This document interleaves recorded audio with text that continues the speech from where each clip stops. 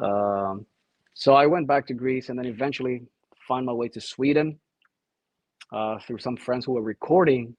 It's funny you mentioned HammerFall because my friends were recording at Studio Fredman. That's where HammerFall were making their records, and their producer was this guy. Yeah, their producer was this guy Fredrik Nordström. He owned Studio Fredman, and so I met Fredman, and we hung out for a while. I was spending a few weeks there in Sweden. And that's the guy that produced all these bands like HammerFall and In Flames and At the Gates and like all the Swedish Gothenburg metal scene. Right. That was the guy that was giving them these amazing productions. So anyways, one thing leads to another. Me and Fredrik start jamming and we formed this band called Dream Evil. So, I mean, it took us like 3 or 4 years to get things off the ground. It wasn't like an overnight thing, In the meantime, I was between Sweden and Greece, flying back and forth, trying to survive somehow.